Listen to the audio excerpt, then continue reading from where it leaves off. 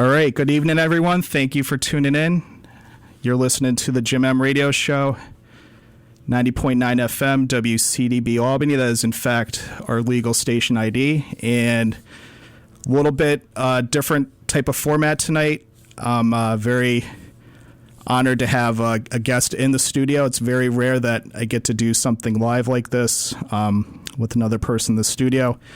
But we have Justin Ko. He is part co-owner of the Korean-American restaurant called Son of Egg that is located over in Rensselaer. And for the next hour, we're going to talk about everything pertaining to the restaurant, from how it started to the second location that eventually opened up, and then the current situation as far as the restaurant and what he is looking to do going forward. So we're going to do some housekeeping first before we get going. I got to do a PSA. Actually, do you have an event happening soon at your place that I can plug? I think we have a couple music shows in November. Okay. Just be on the lookout for those. Okay. I don't have the exact dates, but... All right, so sometime next month. Yes. Do you know what days, possibly? It's a Saturday. Two Saturday shows. Okay, awesome. So go to Son of Egg. They have an Instagram page. You can follow them on Instagram to get more information for those shows happening next month. And I got to find a PSA quick. All right. We will go back into the, let's see, we'll go into the 2016 archives. We'll play Bear Hug Bonfire. I have no idea what this is. I'm sure it's very beneficial. And then after that, we'll get right into it. So please stick around and make sure this levels up. Alrighty, we are back. And Justin Ko, welcome to WCDB. Thank you. All right. And so, like I said, normally the show I do on a weekly basis is sports talk, but we're going to table that for this week. I couldn't pass up an opportunity to have someone here in the studio. Like I said, it's rare that I get a chance to be able to have a guest here, so thank you for stopping by. No problem. I'm excited to be here. Thank you for having me. All right. And we are going to go over basically the restaurant. So you can tell us what is Son of Egg? So Son of Egg is a fast casual restaurant where it's over-the-counter service. And it's really a representation of my family. So I came to the U.S. when I was about 4 or 5 years old, okay. 1999. Okay. And now I've been here about 25 years. So the restaurant really is a representation of Korean-American food. It's Korean-influenced food with an American taste. So people are familiar. It's like a gateway to Korean food. All right, that's a good word. Yeah, because Korean food can have a certain way about it if you're not used to it, and you kind of eased that palate by mixing it up with a more like American style to it. I would go even further and say when someone thinks about foreign food, the most times they avoid it is because they don't know what to order.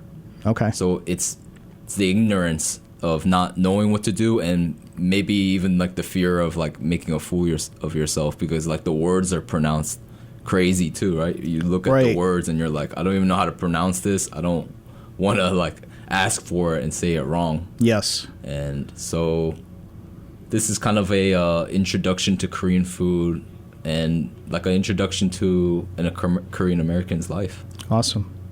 And you, like you said, you came over back in '99, but not to New York. You actually, your family first started. So we moved to Tennessee, Knoxville, Tennessee. My dad was doing a a residence thing for his PhD degree in like nano engineer. I don't really even know what he does really, but basically it's complicated. He does things with computers like semiconductor. I would say it's nanotechnology though.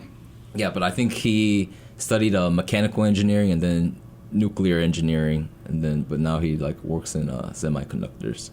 So he doesn't really talk about it much. But we came to the U.S., lived there for about 2 years into the residency. He thought that the U.S. was a much better place to live in and just a better opportunity for us.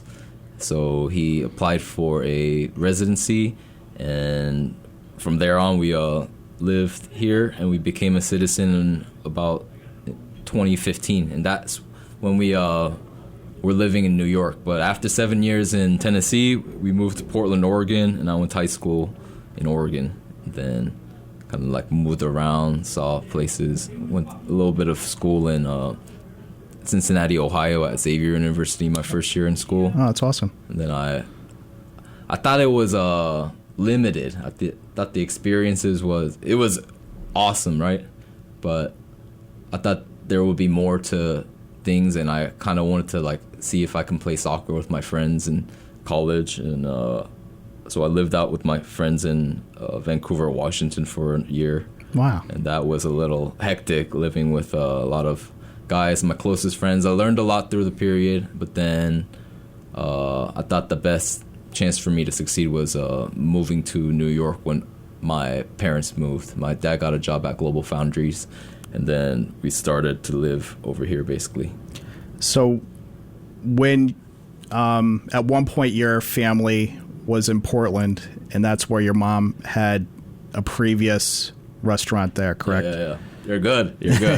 She had a restaurant, not a restaurant, it was a deli cafe. It was like in a business tower with all these people working, and she was like kind of the cafe.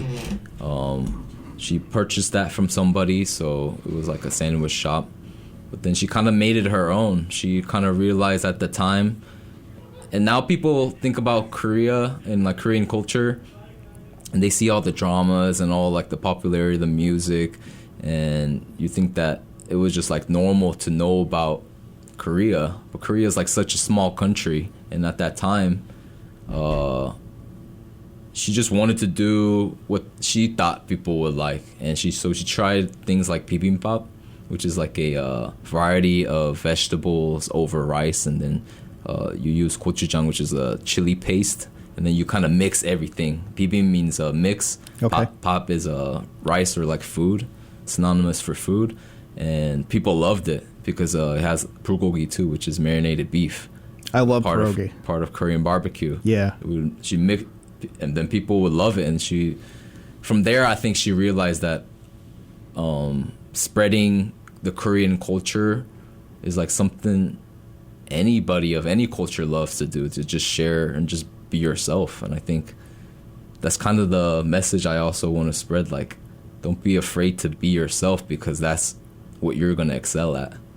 Awesome. And just to share your story. Awesome. And I hope I have the timeline right. So after Portland, your dad had the opportunity to come back to New York to get the job with Global Foundries. Right. So because he's so specialized, though, it's what I realized about life. That you could have a PhD degree and still be getting like laid off of all these like great companies. He got laid off many times. That was Wow. like the story of the American dream here. Wow. I mean, so I've seen my dad succeed and struggle through all these times. So every time we moved was basically when he would have to get a new job. Wow. So we lived in Tennessee, moving around. That was kind of why he was moving around. And I don't necessarily think people want to do that, but you got to do your thing. Right. But that kind of gave me the experiences in these different regions. So I think it played a part in how I see the world, maybe. I'm not sure. No, I would say definitely. When you get to live in different parts of the country like that, especially the spots where you did live, that that just only rounds you into a better person overall. So that's a huge benefit to be able to, especially at just, you're only 30, right? Yes. So you're way ahead of the game as far as just experiences, life experiences are concerned. So that's awesome. So we'll fast forward to you're in New York, and how did everything get to the point where you decided to open the first Son of Egg location in downtown Albany? Right. So I started living over in New York 2014, went to Hudson Valley, got my degree there, went to RPI, finished up there. So, and I studied economics and business, so I was just trying to learn. I knew networking was important, so I wanted to be around engineers, these designers, all these people. And then fast forward to 2020. So at that time, I was dabbling into e-commerce, doing eBay sales and Amazon, and it was pretty good. And I feel like what were you selling during that time? So there's this thing. I don't want to go too much into it because it's a whole nother. That's a whole nother story. A whole nother story. Okay. But my mom, in 2020, our grandmother wasn't doing the best. She was showing signs of Alzheimer's, but it's like, I don't think they like to just say it is, but it is. Like, she just doesn't remember you even like seconds after you're like talking to her. Okay. So she's seen this. It's a tough decision to put her in like a care. That was like recently. So we went to go see her recently about all that. But while this is all going on, my mom remembered that when she ran the cafe and deli in Portland, Oregon, that her mind was very active. And I think she just seeing her and taking care of her, like she lived in Korea for like a month or two, and I was out here because my dad was also working in Korea. He's always moving. Now, yeah, he's in New Mexico now. Oh my God, he's always moving. But now we have Son of Egg and stuff, so we're kind of anchored in. Yep. And what was my mom? She was kind of wanting to open up a business again to keep her mind sharp, and she basically asked me for help for some time because I guess she's looking at it like I got a degree in business, and they helped me. Of course, along the way. And how could I say no? Like she's like wanting to do this business, and I'm already interested in business, doing all these things, like trying anything and everything. Right. And she just sees that. Okay. She requested, and I was like, okay, yeah, I'm gonna commit at least 6 months to 9 months to really help you. And at that time, it was March 2020 when my mom signed the lease. No idea. There were like talks about COVID-19 going around, but then we didn't know anything about it. And then right when we signed the lease, did all the work, we like transformed that space. We got all these designers. My brother is he studied architecture, and his wife now studied architecture as well. Got their help and basically transformed the space. I mean, it was supposed to be a grocery store that didn't open up. Past times it was other restaurants. I heard it was like 6 restaurants in 5 years or so. I think it was a pizza place at one point. Yeah. I actually lived right around the corner from there. I used to live on Willett when you first opened.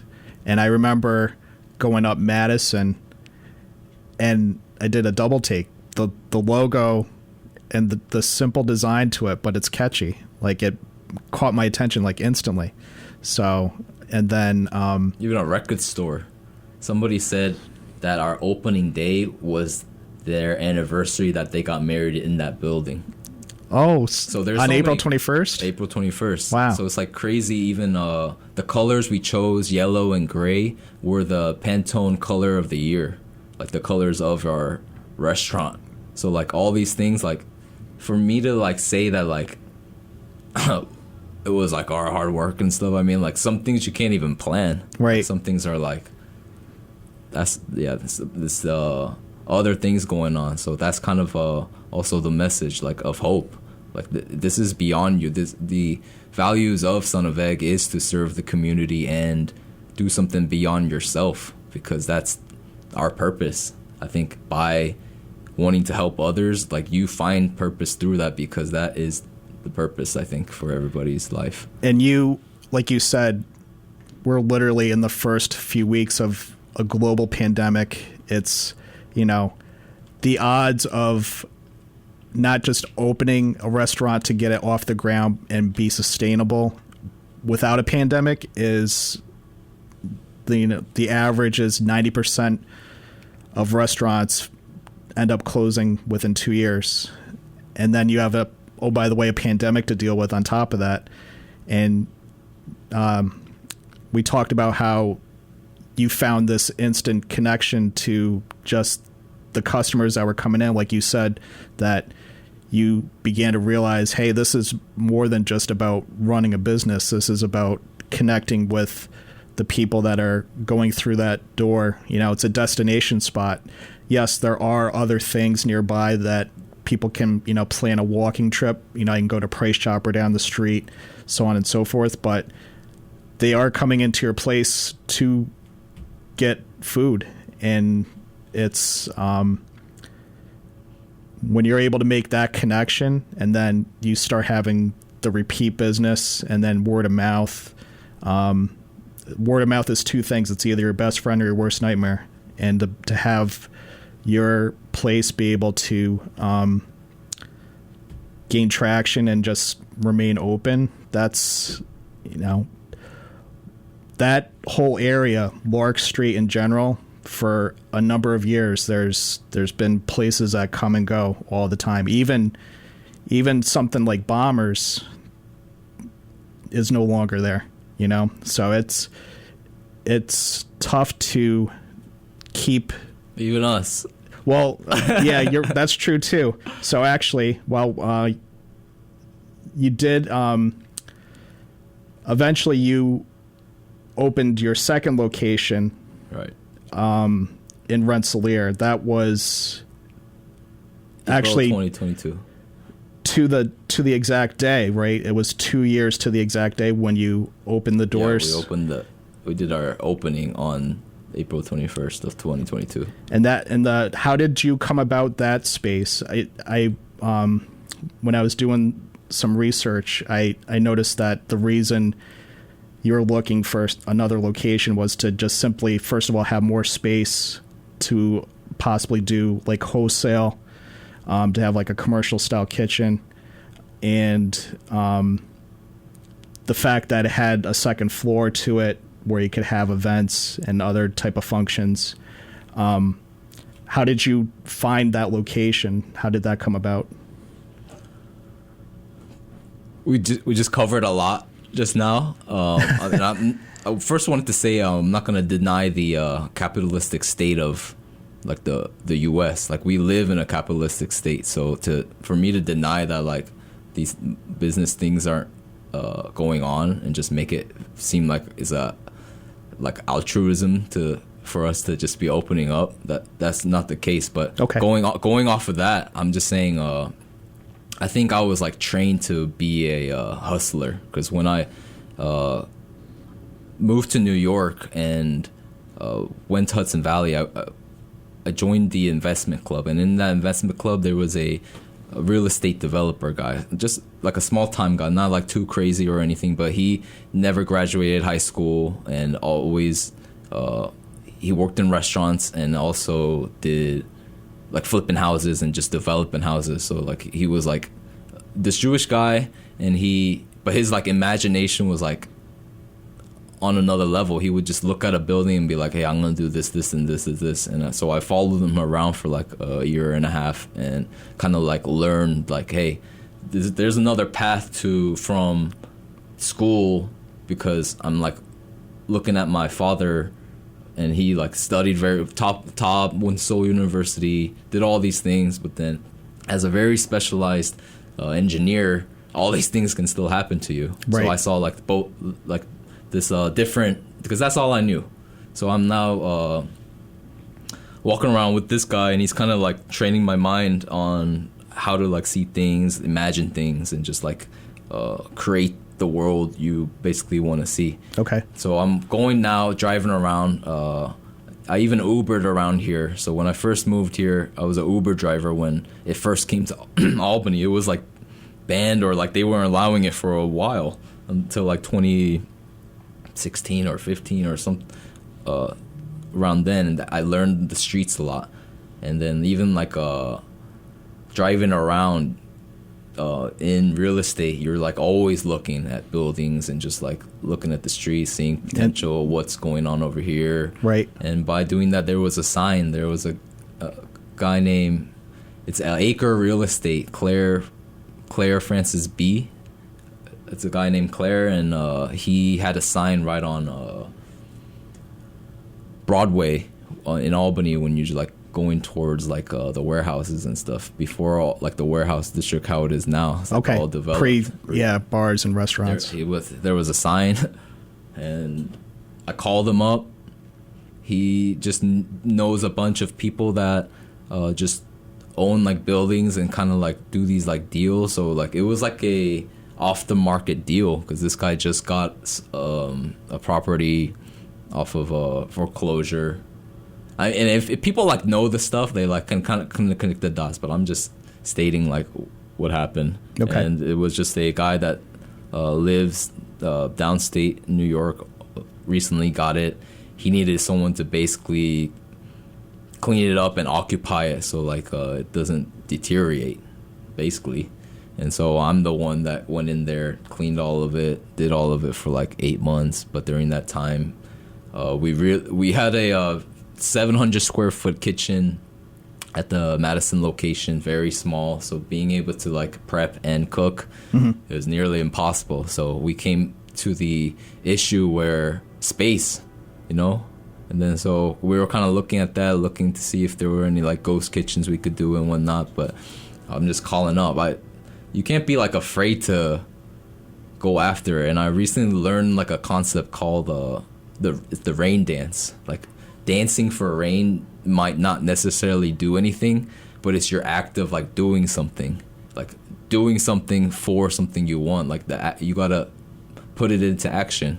Okay. And just like calling up these random signs, seeing where it goes to, it led to this, where we weren't even like paying for rent necessarily in this commercial kitchen that's 3 times the size of a restaurant. Yep. So he saw that I was really trying, making his plays, because I think it was unoccupied or not running. I'm not sure. He kept saying it was running, but it always looked close to me.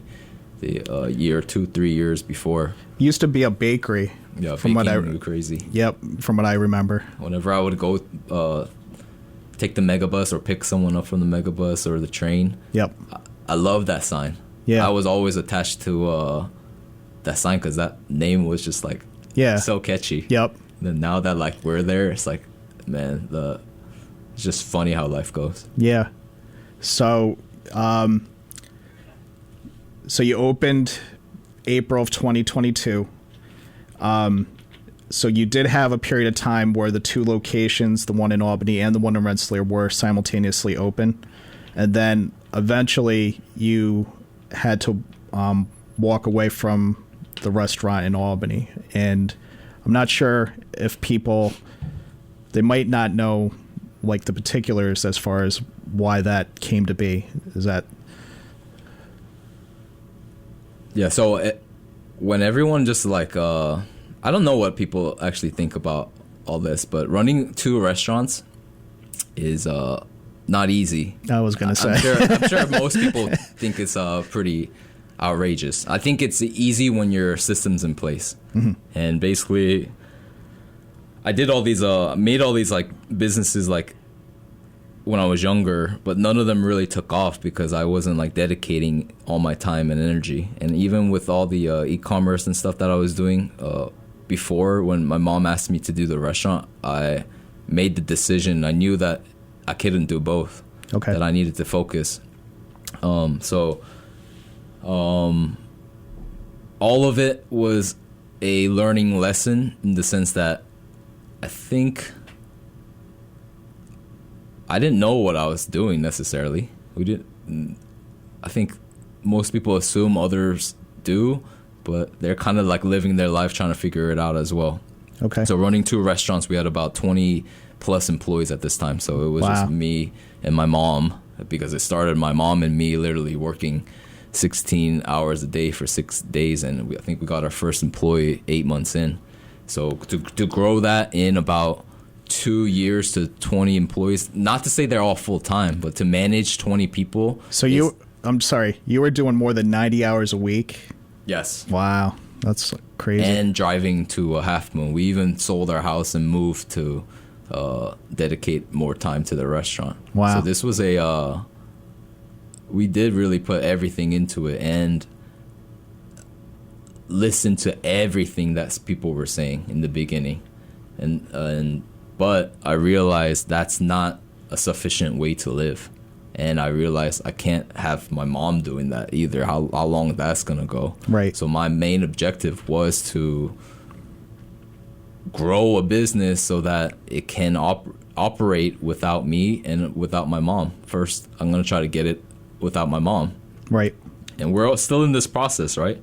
But all these lessons that we learned, it prepared us to be able to run a business that can do that. And so during that process, we try to hire managers, middle people to kind of, because I realized the title of an owner while like managing people, there's like different dynamics to relationships. Yep. So we tried that, and I don't want to really talk bad about everyone because things happened, but I'm very like grateful for all that happening. Even because when I closed that restaurant in October, our first location, I was depressed. For you to say that it wasn't affecting me, I was still like going out to all these things, doing what I needed to do. Now this is October of what year? Last year, October 2023 is when we closed the first restaurant, and it was kind of a figuring out the manager situation and just not having the skills and competency to basically manage 20 people, because I don't think, and I realized that you don't want to manage that many people. Like it's not possible. Even like the biggest companies, their teams are not, one person's not managing that many people. Right. And I think it was a mixture of that, and also, but it worked out beautifully. Even all like how all that stuff ended, because when it comes down to it, it was buildings and stuff are really old in Lark Street, right? And we were renting that place, and if the owners don't work with you in a way, and I don't want to like talk bad about him either. People have their moments, and I'm not here to like. I forgave everyone, just as I hope everyone forgives me that for all the things that I do, because I'm human. I can get mad. I might have yelled at you, did this and this, you know. Right. And we just couldn't. I kind of felt threatened by the owner there, and I didn't like that. Okay. And I don't want to feel like I'm working with you. I just like transform your place to maybe even like it's a viable location. Yeah, you're getting cash flow right for your property. Yeah, like, you should be very like, we're working together to build this community. And if I don't feel like that, I don't want to feel like I'm like grasped by someone, like being controlled. Okay. And I don't think most people do, and I think that's standing up to the oppression. And sometimes you got to do it with risking money. And right. And that place I'm so grateful for. That was the spot. That's where we began, and able to even find a spot like in Rensselaer. But now it's transformed to more opportunities and things that we can do, and I'm very glad for all that to happen, really. And yeah, part of me coming here and reaching out also to just like put the message out was, a lot of it was from anger from these things happening, and I wanted to do the rain dance to just see what could come out and maybe get justice served. But now, after like calming down and time has passed, I realized like, nah, there's a bigger message. There's a better message, and that is of hope, and also encouraging everybody to, grab what's yours. And if you see an issue, it's probably an issue to you because you care about it, and you're supposed to be the one to fix that issue for everyone.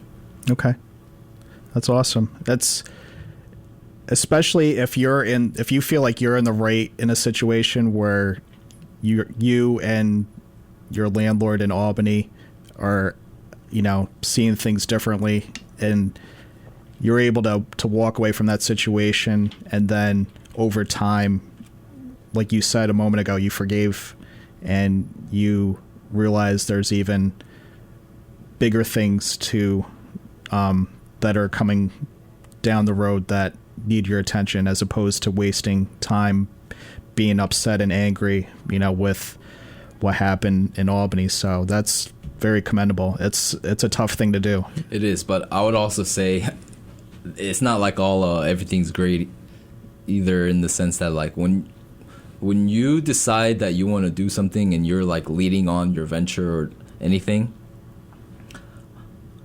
think about a bow and arrow. Like when you shoot an arrow, for it to puncture through something, the tip of the arrow is most likely going to break for the whole arrow to go through whatever needs to go.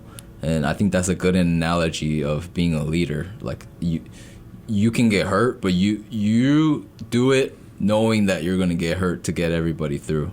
Okay. I think that's why people say sometimes doing these things can be kind of lonely, in the sense that like you sometimes have to do what you need to do when everybody else might be saying something different, and people might talk bad about you even if you're doing the right thing. And I think that happens naturally. Right. Let's just imagine someone stealing or something, right? If that person was to steal and they felt some type of way, you don't think they're saying something to other people to make it seem like what they did was right? Like we just have to like kind of step back and kind of recognize that. And I think even like lending an ear to gossip is gossip. So I think I just want to encourage everyone. The school is like such an awesome place because everyone's learning, but to also like learn that aspect that like maybe not everyone is the best for you.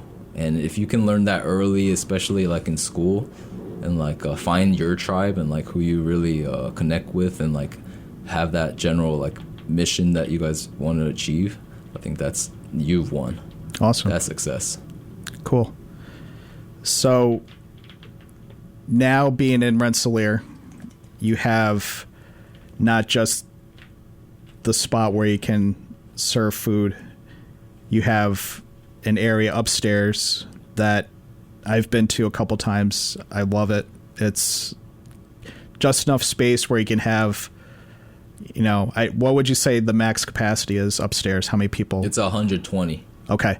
So that's great for when you want to have bands that are coming through town that are not able to, go to the, like the Egg nearby in Albany, or even the Palace Theater, where those places can hold between 1,000 to 2,000 people. If you just want to have bands that are passing through so that they can keep, staying on the road to do like maybe like a mini East Coast tour, that your location where it's centralized in the Capital District and it's like a jump off point in all different directions. So it's just nice. I like it. It's just a really cool spot to be in.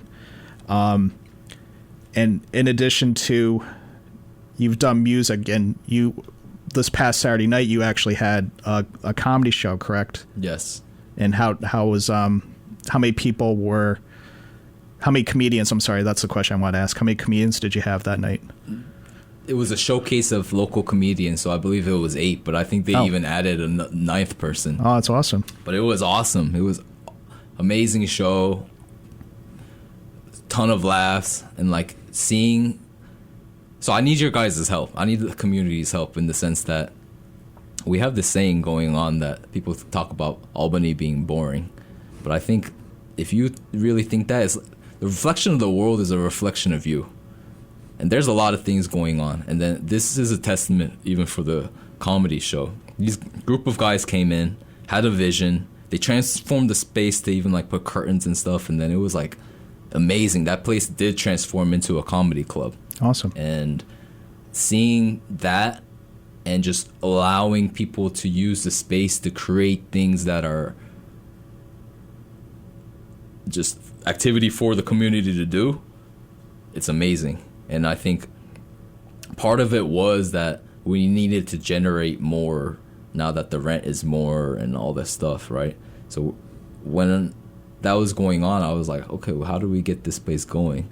And I quickly realized it's not by my own efforts, because I'm not a good person in promoting, even like curating these kind of events. I've been doing the restaurant for 2-3 years, and right. So all I know about business in that side is that how to sell the food and like create the systems to sell the food. And now you're telling me that I'm a event coordinator, but then I opened it up. I just made the calls. Actually, Claire helped me again. Okay. With, finding. Do you happen to remember the first event you held?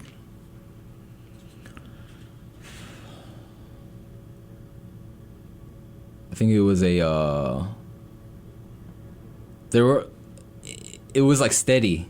It was just like the start from the first restaurant that nobody really came the first day. It was one person, a friend of my mom. Okay. And then like 5 people showed up the next day. It was like church members of my mom's. And I think my friend showed up the third day. It was like steady. Yeah.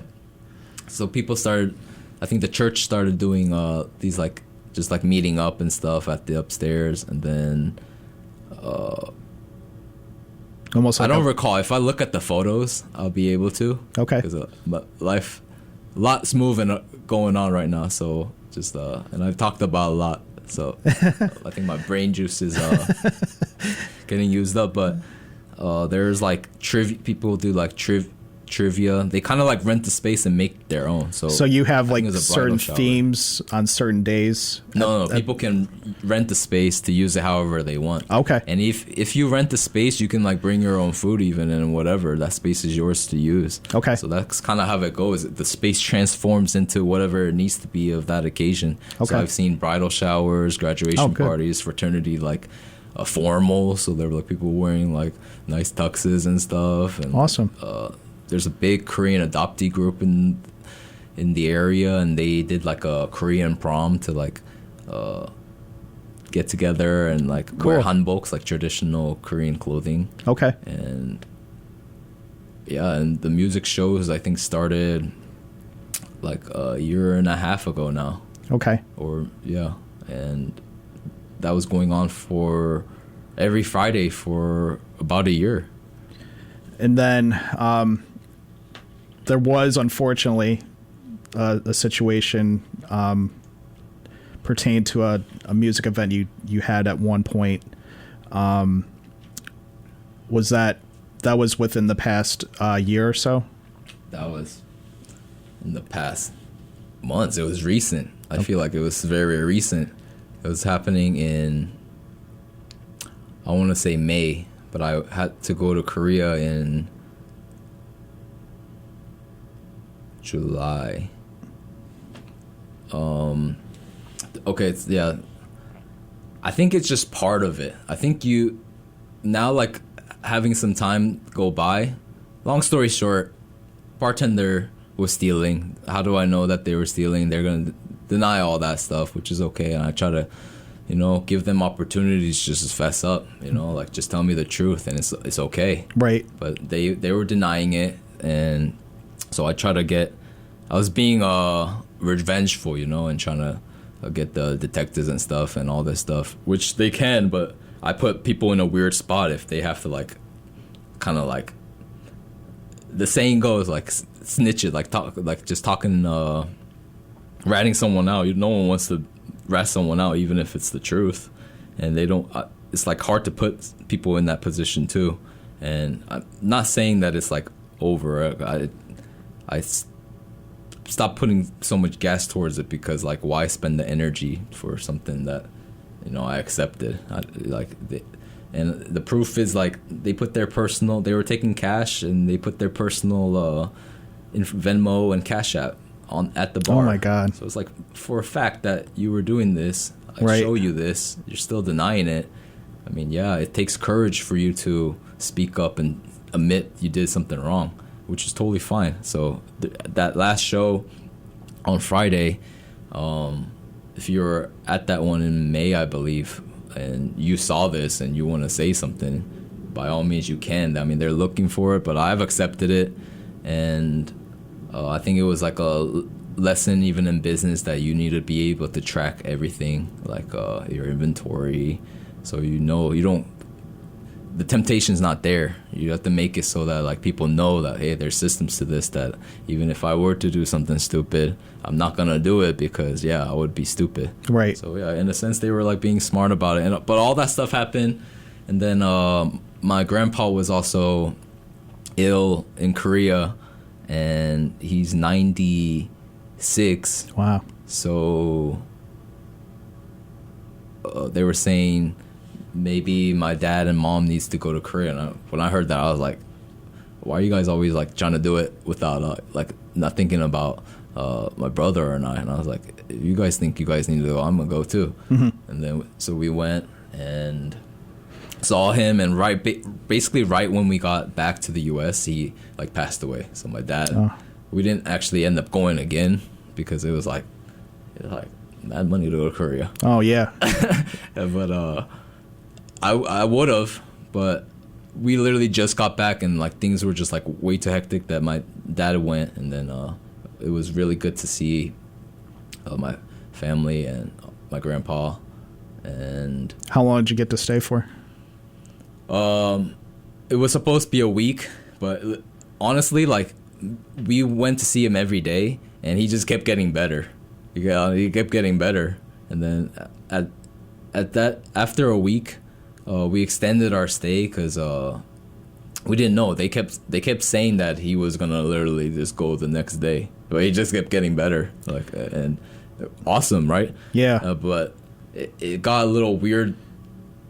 It was a little weird, because now like they made it seem like we're like trying to expect him to like go. And that's not what we want. Right. And so we kind of just like enjoyed time with family, spent time, and then we were glad to see him. And then we were like, okay, I think it's just time to go. We're not just gonna just wait for him to go. Yeah. But after we left, it just happened that. So with that trip, you had talked about with me that you came to this new way of looking, how in general, just how you view food with people, if you want to talk about that for a moment. It happened a little bit before, so it honestly was a spiritual experience for me to have like different outlooks on life. I think it comes from knowledge and just like wanting to learn more, and just like thinking about it. I had a different outlook to life, and even the things going on with my grandpa like solidified that this kind of like should be the message. Like, why are people changing the way they eat when they're sick? So you always hear that. You always hear like, oh, right when they get sick and they develop all these problems, they change up their diet.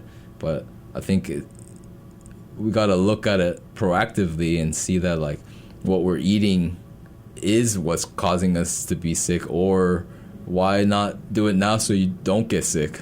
Be proactive. Yeah, so you're eating things that, and I believe that food is medicine, and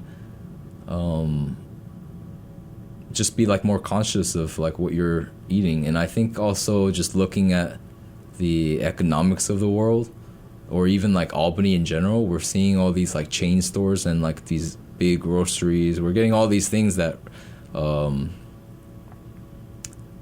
the characteristics of a city. Like you go to like Chicago, you go to New York, you go all to these big cities, they're almost like blueprints of each other in a sense that they have all the chains that you want. Like, Yep. you got your Chipotle's, you got, and like, yeah, people generally want those, but I do encourage that, like, hey, these like local businesses that honestly like is what makes that city different. You might go to Chicago, there might be like a mom and pop store that literally defines that area that they only know about because they live there. That is actually the culture and like the center, like, and so music, art, food, I think is the culture of any area, and we're kind of just trying to tap into that. And so people that are interested in all that stuff, I think you have to become active to make be part of the scene and make the scene. Awesome. And so we have a few more minutes. We've got about 7 minutes, or I'd say 5, just to make sure we get out on time. So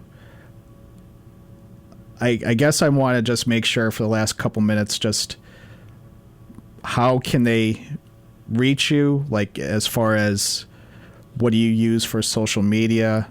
What are you looking to do going forward with your event space? Those type of things. My restaurant's www.sonofegg.com basically is our hub for anything. There's a tab for events, our kimchi, our catering, and just ordering food in general. If you want to find anything related to Son of Egg, you're going to go to our website, and then our Instagram is son_of_egg. So Son of Egg, but with the spaces. Okay. My personal is SOE_JCO, committing to the brand of Son of Egg. Okay. But moving forward, all those things that we just mentioned, the catering, the events, please tap in if you're interested in those, and it'll help us a lot. Kimchi, we're in places like Honest Weight Food Co-op.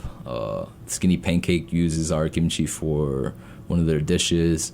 If there are any restaurants that... Oh, that's the place on North Pearl Street, right? Yeah. Awesome. So any like restaurants that want to use kimchi, don't want to make their own kimchi, want to support local and get some good kimchi, you guys can reach out.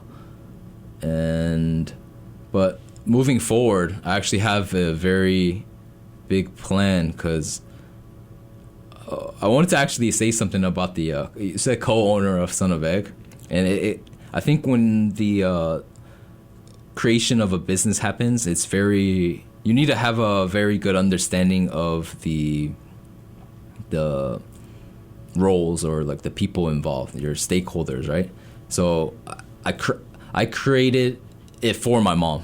So my mom is the owner.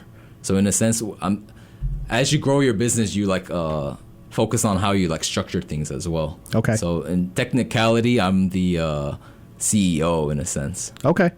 So I'm actually the manager of like these business decisions. I'm making the business decisions. My mom is the chef. She handles the food, and you want that. You want 40 plus years of culinary experience to go into the food. Our food is very simple, but you can tell that there is a balance. Everybody notices it because it's thought of. The way that you're even putting the salad in a way, like washing everything, the process, like you want the years of experience behind that. So I'm kind of the person now to grow things. And if you don't keep growing, you die. That's the nature of life. So I understand this, and so the next direction that Son of Egg is going is allowing people to open up their own Son of Egg in full ownership. So you're looking to franchise, possibly, but it's better. I don't think we have time to go into details of things. Okay, but the blueprint of Son of Egg is basically gonna be shared, and I will personally coach you how to run your own business, and you own everything. But I have this we have this plan of how we're gonna go, and it's gonna go into the new philosophies of how we treat food and stuff. So you're gonna see this, and it's gonna transform, but I want the nature of Son of Egg to remain like kind of what it is as well. So I'm now extending that you can basically have your own Son of Egg, all yours. Okay. In this blueprint. So awesome. People are interested. Make sure to follow our pages. Just get in contact. You can just fill out any of the forms online. Are you at a let me phrase this the right way. Are you at a point where if someone like even this week reached out to you, like you could start laying the groundwork for them to get? Yes, that would be even better. I mean, this package, we already have it. It's probably going to be a package of like $10K, but you might think like $10K is a lot, like the listener, right? And especially if you're a college student, yeah. But going to school even is like $8K plus. Let me compare to something, okay? So, you know Tipsy Moose? Yes. They just announced that they're looking to franchise. They're asking people to put up $300,000. Yeah, I mean that's how it goes. The open up at McDonald's like $4 million, right? But this blueprint is to show that you can do it on your own.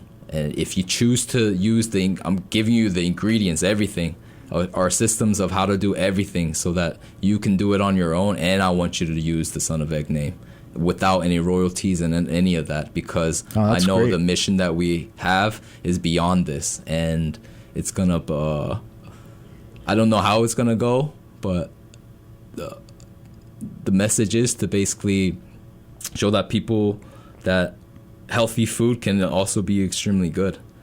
And I think Son of Egg's food is very good, but we're gonna even expand more on our Korean culture and heritage of food, and just like I feel like the Asian countries kind of already know that, in the sense that like the Eastern medicine, like, you know, like these, it's about something beyond this physical things that we can see, and our eyes are the first things to fool us. And I'm excited. Awesome. We're energized. Awesome. You did great. We are at 7:00. Okay. So you had, like I said, it was it's awesome. Thank you so much for coming in tonight to give your backstory and also to promote what you're looking. I'm really excited for you. I hope what you just talked about just now comes to fruition in as many ways possible. So it's cool. You're a difference maker in the Capital District. It's awesome. Thank you. All right. So thanks for tuning in tonight. You've been listening to the Jim M Radio Show, WCDB Albany 90.9 FM. DJ Don should be in the next room, and he will be coming in momentarily. Have yourselves a great night. And as always, everyone out there, please be safe.